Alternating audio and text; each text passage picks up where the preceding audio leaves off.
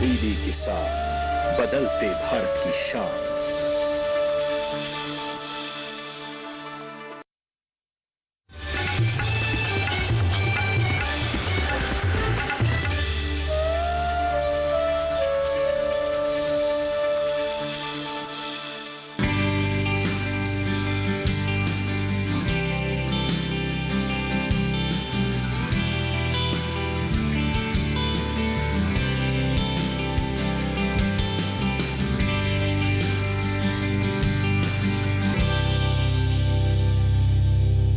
नमस्कार, आप देख रहे हैं दूरदर्शन किसान। गांव किसान की एक नई कड़ी में मैं अदिति शर्मा आप सभी का स्वागत करती हूं।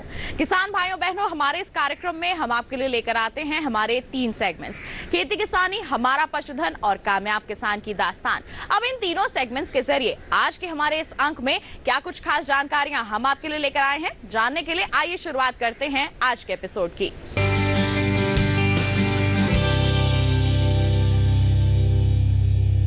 हम कितना स्वस्थ जीवन जिएंगे ये काफी हद तक हम पर ही निर्भर करता है। पिछले साल हमने कोरोना महामारी को देखा है, इसमें कितने ही बदलते हालातों का सामना किया है, लेकिन हमने ये भी सीख लिया है कि किस तरह से हम अपने जीवन को स्वस्थ बना सकते हैं। हमारे जीवन के लिए ये जो हमारे पेड़ पौधे हैं, प्रकृति का जो ये तोहफा है, ये कितना ही महत्वपूर्ण है। ऐसे में इसके संरक्षण के लिए हमें कदम उठाने चाहिए, लेकिन आज हम आपको एक ऐसी जगह पर ले जाएंगे जहां पर ये सकारात्मक प्रयास पहले से ही किए जा रहे हैं। तो आइए सेगमेंट हमारे खेती किसानी पर नजर डालते हैं।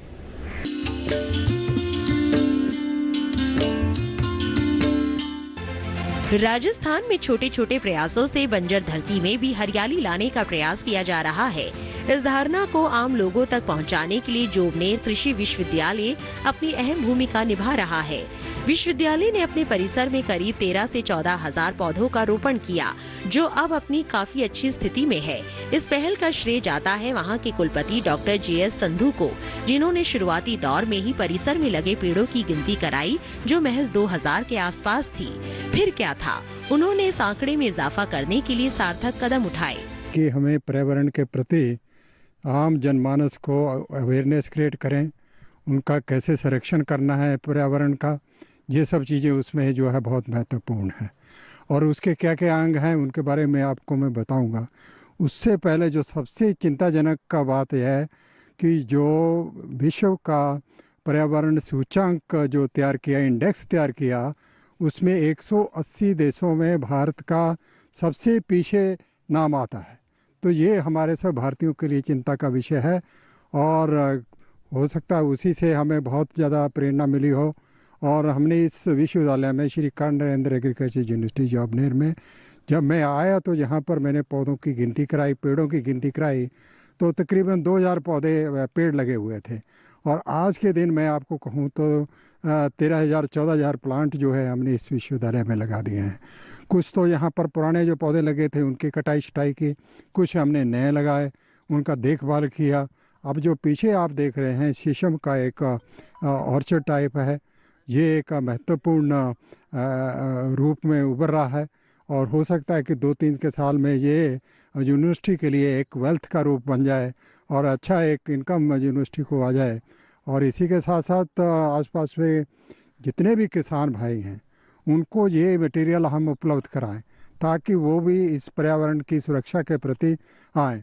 हमें पता है कि जो कोविड आया उसमें ऑक्सीजन की कमी से कितने लोग की डेथ हो गई। तो ये हमारा अब कर्तव्य बन जाता है कि पर्यावरण को ज़्यादा से ज़्यादा संरक्षित करें, ज़्यादा से ज़्यादा पेड़ पौधे लगाएं और ऐसी जगह पर लगाएं जहाँ पर अभी तक कुछ नहीं लगा है, और उस जगह को भी कवर करें जिसमें टोटल जलवायु परिवर्तन जो हो रहा है, कार्बन डाइऑक्साइड बाहर निकल रही है, जिससे तापमान में बढ़ोतरी हो रही है, ग्रीन हाउस गैसेज जो है वो हमारे स्वास्थ्य के लिए हानिकारक होती जा रही हैं और सारा वातावरण जो उथल पुथल हो रहा है उनको बचाने का एकमात्र साधन है कि हम वन की रक्षा करें, नए पेड़ पौधे लगाएं। संधू जी ने राजस्थान की सबसे बड़ी समस्या यानी पानी की समस्या का भी तोड़ निकाला, जिससे लगाए गए पौधों को साल भर पर्याप्त पानी मिल सके। इसके लिए अलग अलग पॉन्ड बनाकर जल संचय किया जाता है। वो बताते हैं कि इस सुविधा से हमने करीब 31,000 पौधे लगाकर ग्रीन कैंपस बनाया है। इसके अलावा प्रदूषण जैसी समस्या का सामना करने के लिए सोलर पैनल लगाए हैं, जिससे विश्वविद्यालय के लिए उपयोग की जाने वाली ज्यादातर बिजली इन्हीं पैनल से मिल जाती है। क्योंकि पौधों को जिंदा रहने के लिए पानी की ज़रूरत है, और क्योंकि यहाँ राजस्थान में पानी की बहुत कमी है, पानी को सुरक्षित करना, उनको पौंड में हार्वेस्ट करके रखना, उस दिशा में भी विश्वविद्यालय ने बड़े स्तर पर कार्य किया है।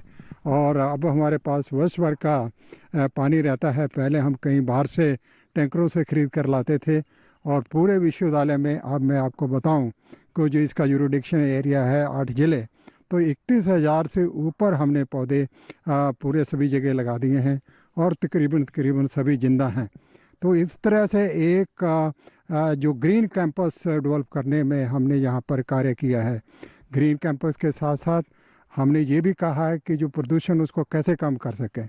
हमने जो हमारी जो इलेक्ट्रिसिटी थी उसकी जगह पर हमने सोलर पैनल लगा दिए हैं।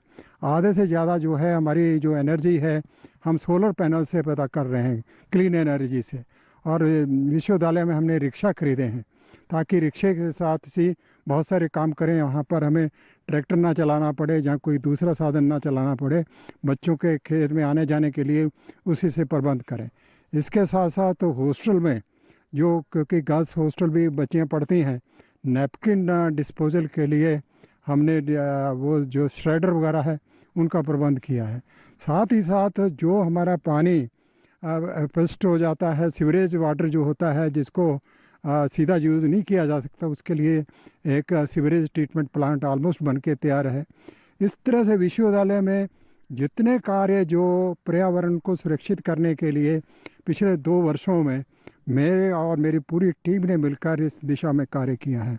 इसके अलावा हर मेड़ पर पेड़ वाली विचारधारा पर उनकी क्या राय है, जान लेते हैं। मेड़ पर पेड़ माननीय प्रधानमंत्री साहब ने जब शुरू में आए, उन्होंने आह्वान दिया था, क्योंकि पर्टिकुलरली यहाँ पर ज़मीन कम है, पंजाब हरियाणा में, वहाँ पर पॉपुलर बहुत लगाया जाता है, और वो मेड़ पे लगाया जाता है, और फार्मर की एक्स्ट्रा इनकम है। उसी दिशा में यहाँ पर भी ज़्यादा ठंड और गर्मी पड़ती है, चारों तरफ मेड़ बनाने की जगह आप पेड़ लगाइए, 2-3 रोज़ पेड़ के लगाइए, ताकि पौधे आपके जो फसल है वो ठंड से भी बच पाए, ज़्यादा गर्मी से भी बच पाए। उस दिशा में भी वहाँ के बहुत बार फार्मर ने उसमें उत्साह दिखाया है, यूनिवर्सिटी से प्रेरणा ली है। यूनिवर्सिटी ने भी अपनी दिशा में ऐसे बहुत सारे पौधे आइडेंटिफाई कर दिए हैं जो किसानों को मिल सके। और मेड़ पर पौधा लगाना मतलब माननीय प्रधानमंत्री साहब की सोच है कि फार्मर की इनकम 3 साधनों से आनी चाहिए, खेती से आनी चाहिए, पशुधन से आनी चाहिए, और पेड़ों से आनी चाहिए, फॉरेस्ट से आनी चाहिए। सोशल फॉरेस्ट्री को बहुत बढ़ावा दिया गया है, नेचुरल फार्मिंग, और अपन जो है ऑर्गेनिक तरफ जो माननीय प्रधानमंत्री साहब का आह्वान किया है पूरे देश को, उस दिशा में हम धीरे धीरे अपने पूरे सिस्टम को स्टेप बाय स्टेप जो है उस तरफ दिशा में बदल रहे हैं। और आने वाले जो टाइम पर हम जो भी प्रोड्यूस करेंगे, हेल्दी प्रोड्यूस करेंगे, न्यूट्रिटिव प्रोड्यूस करेंगे, ताकि जो है जनरल हेल्थ हमारी पब्लिक की और जो हमारा पॉपुलेशन बढ़ रहा है उसको खाद्यान्न की पूरी पूर्ति कर सके। इस तरह में विश्वविद्यालय कार्य कर रहा है। ये प्रयास एक जीवंत उदाहरण है कि किसान किस तरह से विषम हालातों में भी सुलझा हुआ रास्ता निकालकर आने वाली समस्याओं पर विजय पा सकते हैं।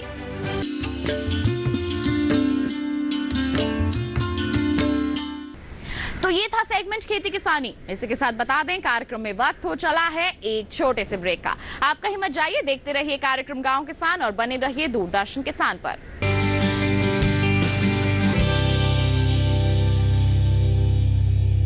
लहलहाती फसल, भरे पूरे खेत खलिहान, हर किसान का बस यही अरमान।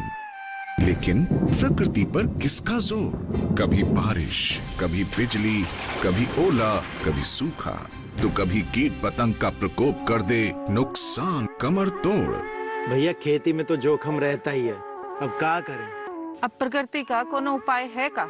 प्रकृति का तो नहीं, मगर नुकसान का उपाय है। अच्छा, हाँ, AIC से फसल बीमा। फसल बीमा मतलब मामूली सा प्रीमियम दो और बड़ी चिंता से मुक्ति पाओ। AIC से अपनी जरूरत अनुसार कोई फसल बीमा चुने, जैसे प्रधानमंत्री फसल बीमा योजना। बुआई से लेके कटाई तक प्राकृतिक आपदा से सुरक्षित रहे किसान, भरपाई हो पूरी अगर फसल का हो नुकसान। जब AIC का है साथ तो ना डर ना फिक्र की बात। Agriculture insurance company of India limited, AIC।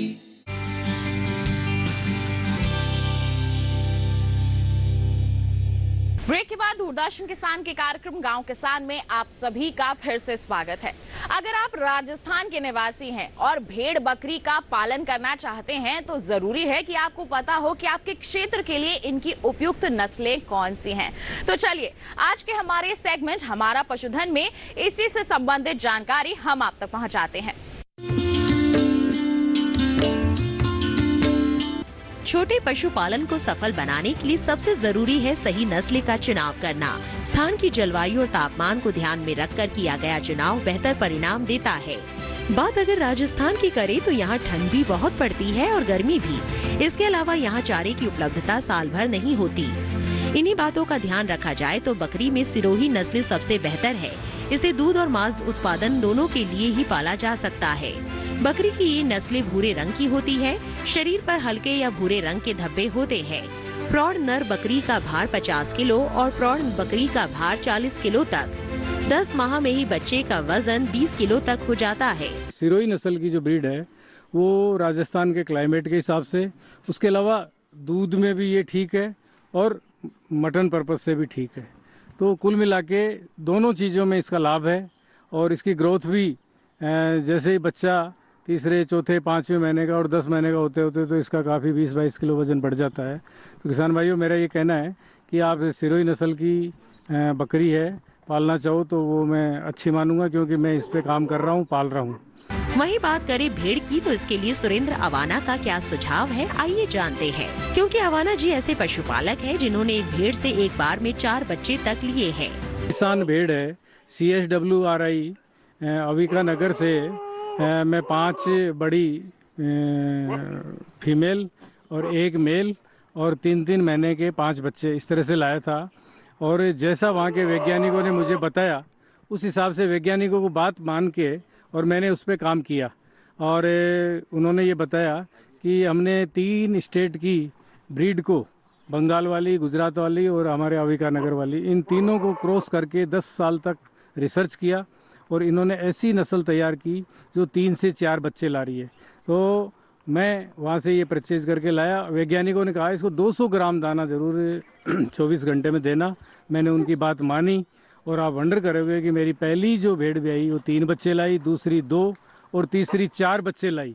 पशुपालन में सबसे अहम होता है पशु का आहार। भेड़ बकरियों से अच्छा उत्पादन मिले इसके लिए आहार पर ध्यान देना चाहिए। जहाँ तक संभव हो तो पशु का 50% आहार चराई से पूरा किया जा सकता है। बाकी 50% के लिए 200 ग्राम दाना और बाकी आहार से पूरा किया जा सकता है। अगर आपके आसपास ओपन ग्रेजिंग की जगह है थोड़ी बहुत तो 50% चारा वहाँ आप चराइए, चाहे सवाई चक हो या फॉरेस्ट एरिया हो या दूसरी और गोचर भूमि हो, तो उसके अंदर आप चराइए। उनकी झाड़ियाँ हैं वही मुख्य रूप से खाना है। तो 50% आपके चारे की बचत हो जाएगी। 50% आप अपने जो बाड़ा है उसके अंदर उनको लूंग है, पाला है, इस तरह की और ग्रीन फोडर जो भी आपके पास है, नीम है, बबूल है, खेजड़ी है, इस तरह का ये इनका प्रिय भोजन है। कांटेदार झाड़ियाँ सबसे प्रिय है। तो 50% आपकी बचत होगी, 50% वहाँ दे दिए। और मेरा ये कहना है कि अगर आप 200 ग्राम दाना 24 घंटे में इनको दोगे तो मैं समझता हूँ कि 14 महीने में 2 बार तो ये बकरी ब्याती है सिरोही, और दूसरी भी 14 महीने में 2 बार ब्याह जाती हैं। आप एवरेज मानिए कि कोई 1 लाएगी, कोई 2 बच्चे लाएगी, तो एवरेज 1.5 और 1.5 3 बच्चे तक आपको 14 महीने में आ जाएंगे। और 10 महीने के अंदर अंदर वो जो मेल है वो आपका तैयार हो जाएगा। तो ईद का त्यौहार या दूसरे और किसी भी आपको 10-12 हज़ार रुपये दे जाएगा। और आप वेट करोगे और उस पर थोड़ा सा जोर खिला के 1,000-2 हज़ार और खर्च करोगे, 25-30 किलो वजन हो गया तो वो आपका 20-25 हज़ार से आराम से बिकेगा। आप में पेशेंस है तो उसको रोकिए, अदरवाइज पहले सर कर दीजिए। और फीमेल है वो 9 से 12 महीने के अंदर दोबारा वो हीट में आ जाएगी और उसके बाद वो भी बकरी बन जाएगी। और उसके बाद आप उसको सेल, इस तरह से किसान भाइयों 14 महीने में ही आप और 50% सेल करोगे, उसमें भी आपको बचत है, और दूसरी आपके पास फीमेल रह गई, वो बचत है। और इसी तरह से अविसान का या दूसरी भेड़ है, ये भी वही सिस्टम है। 14 महीने में 200 ग्राम दाना, और भेड़ तो 90% ओपर ग्रेजिंग में अगर सूखा हरा जैसा मिलता चलती है, बस 200 ग्राम दाना दे दीजिए। और अगर अविसान लाते हो तो 3-4 बच्चे लाएगी। 14 महीने में एवरेज में मानता हूँ कि 4 बच्चे होंगे, तो उससे दूसरे किसानों के 2 बच्चे होंगे, आपके 4 होंगे, इनकम डबल होगी। और इस तरह से और जो दूसरे इसके मींगनी है, मूत्र है, ऊन है, इससे छोटे छोटे लाभ होंगे। उसी से तो आपके दाने का खर्चा निकल जाएगा, और आपकी जो सेल करोगे मेल या फीमेल, वो आपकी शुद्ध इनकम होगी, आपका मेहनताना होगा। और जिन किसानों के आसपास अगर ओपन ग्रेजिंग नहीं भी है तो भी वो उनका 10-20% और एडिशनल खर्चा बढ़ जाएगा। आप उनके अंदर ही, अपने बाड़े के अंदर ही उनको हर तरह का आसपास हरा चारा, बहुवर्षीय चारा लगा के उनको खिलाएंगे, तो आपको थोड़ा सा खर्चा बढ़ेगा, बाकी उसमें भी आपको डेफिनेट इनकम होगी। पशुपालन को सफल बनाने के लिए सरकारी योजना का लाभ ले सकते हैं। इस बारे में किसान व पशुपालक का क्या कहना है, आइए जानते हैं। प्रधानमंत्री जी ने अभी पशुपालन, डेयरी और मत्स्य पालन विभाग ने, माननीय रूपाला जी ने एक LNM योजना चलाई है, जो बहुत अच्छी योजना है। मैंने इसमें 3 चीज़ें हैं। गोटरी है, जिसमें गोट और सीप आ गई, पिगरी भी है, और पोल्ट्री है। जिस किसान भाइयों को जो अच्छी लगे वो उसमें अप्लाई करिए ऑनलाइन। आपका 1-2 महीने में फिजिकल वेरिफिकेशन हो जाएगा, और उसके बाद ऑनलाइन आपको ये 1 से 1.5 करोड़ तक का प्रोजेक्ट है, और 50% इसमें सब्सिडी है। तो मेरा ये मानना है कि भारत सरकार इतनी अच्छी मदद कर रही है, प्रधानमंत्री जी हमारी इनकम डबल करना चाह रहे हैं। इस योजना में अप्लाई करके आप LNM योजना में तीनों में से जो भी अच्छी लगे वो योजना में अप्लाई करिए, और इन योजनाओं का लाभ उठाइए। आपकी इनकम भी डबल होगी, सब्सिडी का भी फायदा लीजिए। किसान भाइयों बहनों, अब कार्यक्रम में वक्त है पशुपालक कैलेंडर पर नजर डालने का और जानने का कि वर्तमान समय में किस तरह से हम अपने पशुओं के लिए सही तरीके से प्रबंधन कर सकते हैं।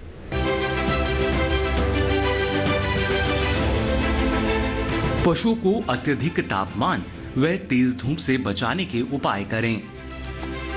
खुरपका, मुंहपका, गलघोटू, लंगड़ा बुखार, इंटेरोटॉक्सिमिया रोग के टीके यदि ना लगे हों तो लगवा दें। पशुओं के खुरपका, मुंहपका रोग से ग्रसित होने पर रोगग्रस्त पशुओं को अलग रखें और ग्रसित पशुओं की खानपान की व्यवस्था भी अलग से करें। खुरपका, मुंहपका रोग से ग्रस्त पशुओं के दूध को उसके बछड़ों को ना पीने दें, जिससे बच्चे संक्रमित ना हों। रोगग्रस्त पशुओं के मुंह, खुर व थनों को लाल दवा यानी पोटेशियम परमैंगनेट का 1% घोल बनाकर धोएं।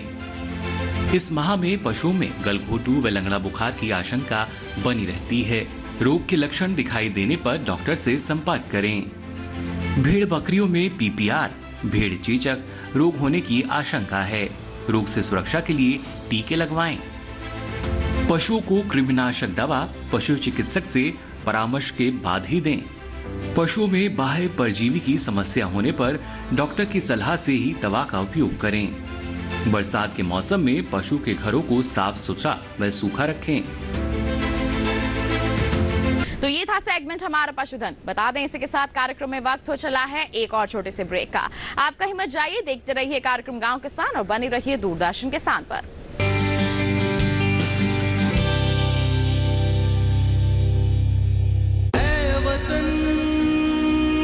तुझ में जिंदा हूँ, तेरे खेतों में, खलियानों में, सरहद की सर्द चट्टानों में, तेरी नदियों में, तेरे झरनों में, तेरी मिट्टी में, तेरे फूलों में, तेरी असमत का परिंदा हूँ।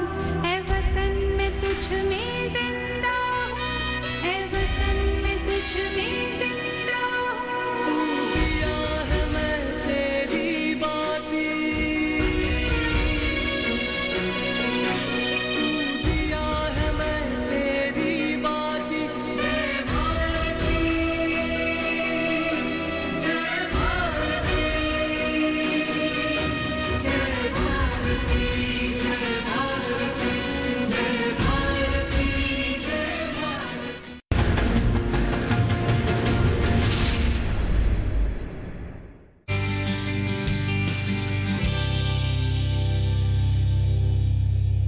ब्रेक के बाद दूरदर्शन किसान के कार्यक्रम गांव किसान में आप सभी का फिर से स्वागत है।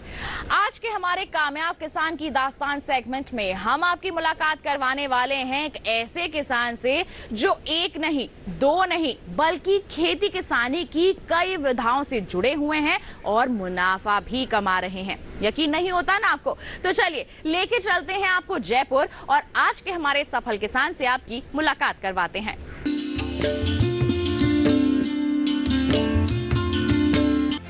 खेती की नई तकनीकें मुनाफे की राह खोलती है। अगर किसान जागरूक है तो उपलब्ध संसाधनों में भी कई तरह से आय ले सकते हैं। फुलेरा गांव के किसान रामेश्वर लाल कुछ ऐसा ही कर रहे हैं। वो एक साथ कई विधाओं में श्रम करके खेती को लाभ का व्यवसाय बना रहे हैं।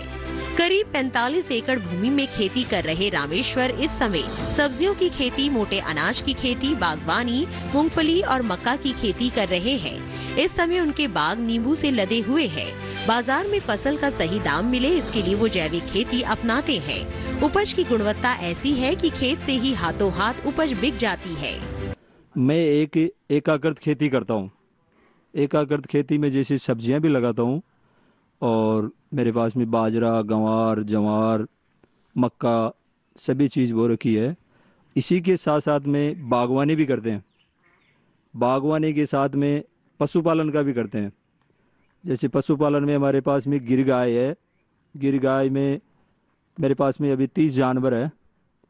30 जानवर का दूध अपन जयपुर बेचते हैं। इसको जयपुर 80 रुपये लीटर जयपुर में दूध जाता है अपना।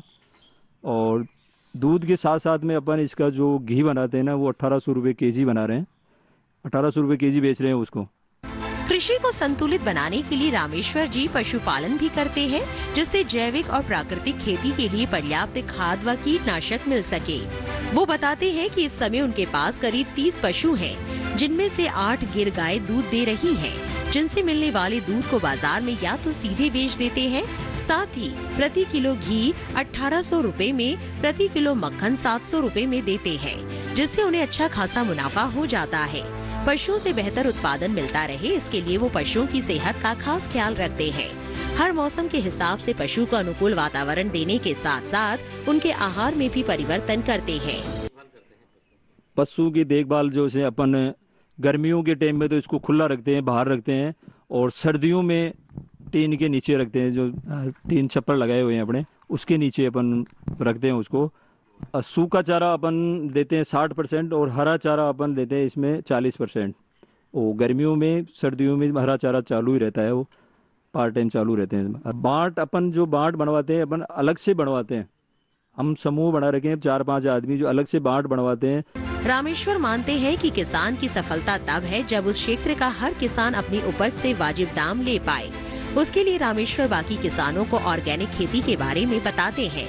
कभी कभी तो किसानों के खेतों में खुद जाते हैं और अपने खेत में विजिट करवाते हैं, जिससे खेती में आ रही समस्याएं हल हो सके। हर किसान को अपन फायदा देने के लिए गांव-गांव जाते भी हैं, किसानों को समझाते भी हैं।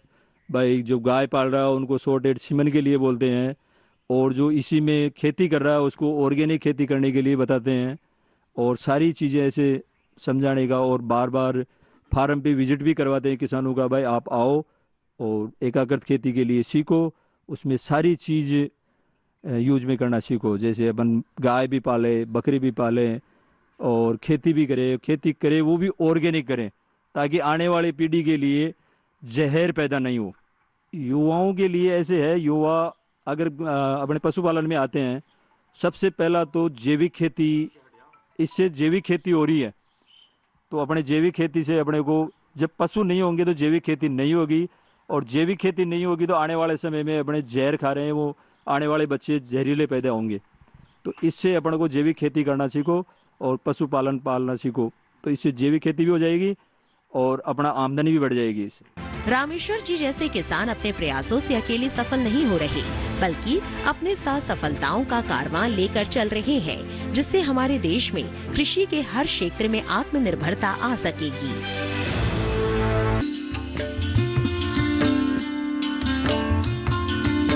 तो किसान भाइयों बहनों, ये थे हमारे आज के सफल किसान। उम्मीद करते हैं इनकी कामयाबी को देखकर आप भी इनसे जरूर प्रेरित हुए होंगे। साथ ही बता दें, आज के हमारे इस कार्यक्रम में भी बस इतना ही, लेकिन चलते चलते एक विशेष जानकारी आपके लिए। हमारा ये कार्यक्रम दोबारा आपको देखना है तो टीवी स्क्रीन पर दिखाए जा रहे QR कोड को आप स्कैन कर लीजिए, सीधा पहुंच जाएंगे हमारे YouTube चैनल पर और दोबारा हमारा ये कार्यक्रम आप देख सकते हैं। तो इसी के साथ हमें दीजिए इजाजत, लेकिन आप बने रहिए दूरदर्शन किसान पर। नमस्कार।